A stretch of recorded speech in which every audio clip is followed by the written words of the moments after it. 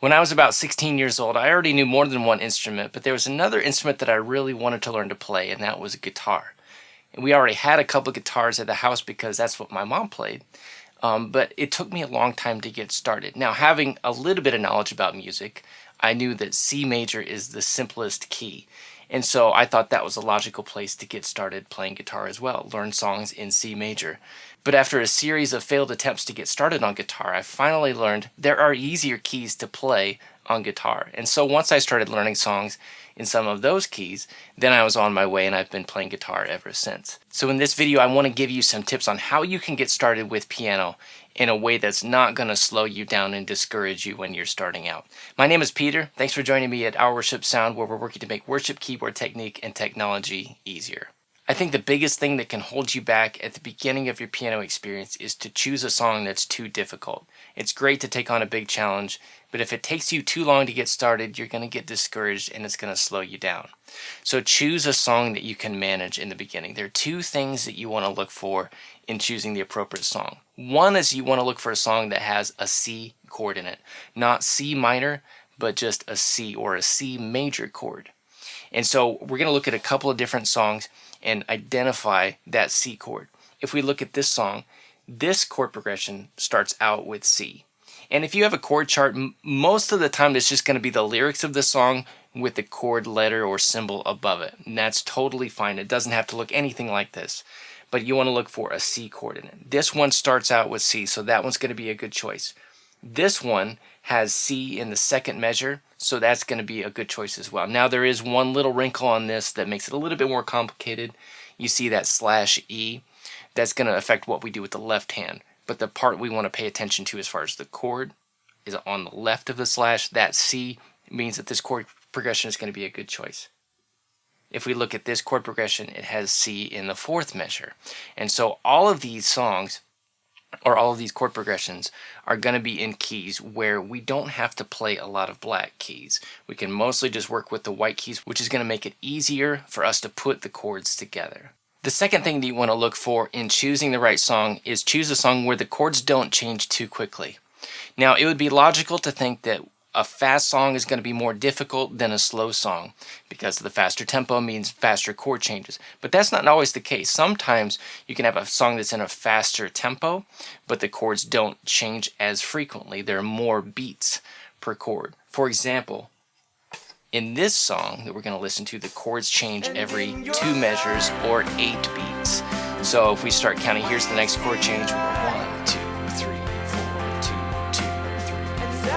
And then there's the next chord change after that. So that's going to change every 8 beats. And I timed that, and that's about 4 to 4.5 seconds between chord changes on that song. And then that's a faster song, so let's try a slower song.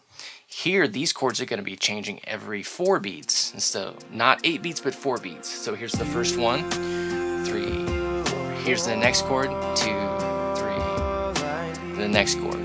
I timed that, and that's actually 3 seconds per chord change. Whether it's a fast song or a slow song, the chords could be changing at different rates. So choose a song that's not changing too frequently. I think these songs are probably going to work out okay if you're starting out playing piano for the first time. So now let's take a look at what we're actually going to play for these songs. We're going to start with a C chord. And when we do that, we're going to do two things. We're going to play a C chord in the right hand. In the left hand, I'm just going to play one note, and that's kind of like our bass note. So to find the notes for the C chord, we're going to play what we call root position chords. I'm going to put the root of the chord on my thumb, on the bottom of the chord. So first of all, I'm going to find a C. We're going to start with middle C. And what we want to look for are the groups of 2 black keys and groups of 3 black keys. C is going to be just to the left of a group of 2 black keys. This is C, and we'll use that to figure out all the other notes from there. From there, for most of these chords, we're just going to skip a note, play the next one, skip a note, play the next one. So we're just playing alternating notes, 3-note chords, and again, the root is on the bottom of the chord. I'm going to play the same note an octave lower in the left hand. So here's what we'll play when it says C in the chord chart. From there, I can use that C and the musical alphabet to work up the keyboard to find the other notes that we need. So for this F chord, I'm just going to walk up from C, C, D, E, F. So here's the root of our next chord. I'm just going to play every other note, and there's my F chord. I'm going to play the same F an octave lower in the left hand, and so here's what we'll play for the F chord. And then for the A minor, we're not going to worry about the minor part yet, just because we're dealing with all white keys rather in this key. So from F, we'll go F, G, and then to start the musical alphabet over again, we'll go up to the next note for A. Play every note, and then there's our A minor chord.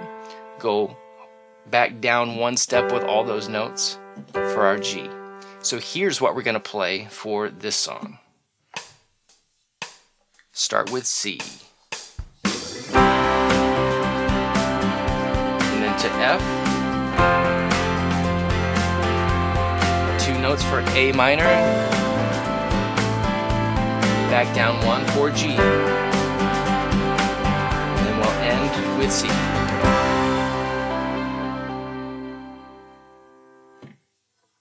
So that's what we'll do for that song. Now, we could have a couple of other keys that have that C chord in it. So now let's look at this song, and we're going to figure out a lot of the same things here. We start with that same F chord that we played in the other song.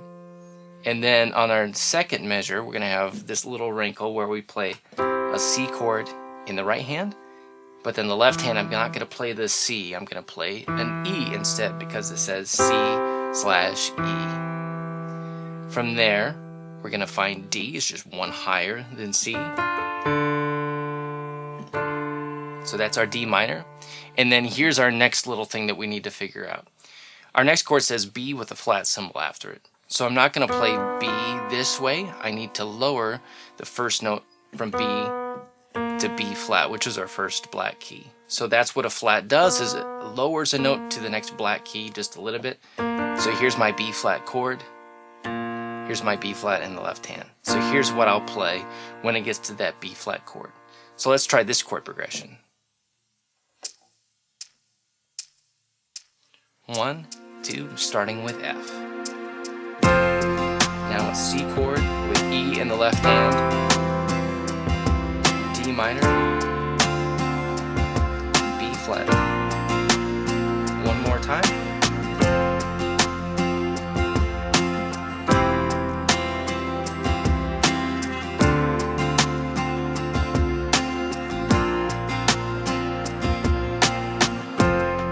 With F. Let's take a look at the same song in the other key that can have a C major chord in it, and that's the key of G, which is where we're going to start our chord progression for this one. So now we're going to have G, and then our next chord is something that we need to figure out as well. So we have D/F sharp. Now D is the only chord that has one of the other notes that is not going to be on a white key. Everything else we've just been able to play every other note on a white key, and we've been good. This is the one in these 3 keys that we need to talk about. If I play D with all white keys like this, it's going to give me a D minor. This, since it's just D, that means D major, and so I'm going to change the middle note to F sharp. A sharp raises a note a little bit. So here's my F sharp. I'm going to play that same F sharp an octave lower for the left hand note, because that's what it says, D/F sharp. From there, we're back to all white keys, so I'm going to do E minor with my E on the root, every other note, E there, and then finish with our familiar C chord. So here's what we'll play for this chord progression. Starting with G. 2, 3, D/F sharp, E minor, C. One more time, back to G, D/F sharp, and E minor, C, finish with G. So those are all the steps that you need to play some of your first songs. And there are lots of things that we can do to make that sound better and to fluently express ourselves with these songs. But I think the next step is actually to repeat the same process with a couple of more songs and get 2 or 3 songs under your belt so you're getting comfortable with this process, confident with figuring out what notes you need to play in these chords. Find songs that are manageable and you'll be on your way. So as a couple of next steps, there are some other videos that I'm going to do as part of a series here to help you get started on playing piano. So be sure to subscribe for notifications on when those come out. The other thing that you can do is if you go to ourworshipsound.com/keyboard and sign up on the email list there, there's a free PDF that I'll send you right away. And then I'll also send you some other videos with some other resources to get you started and help you take some confident steps in your piano playing. So I hope that piano playing will be just a wonderful adventure for you.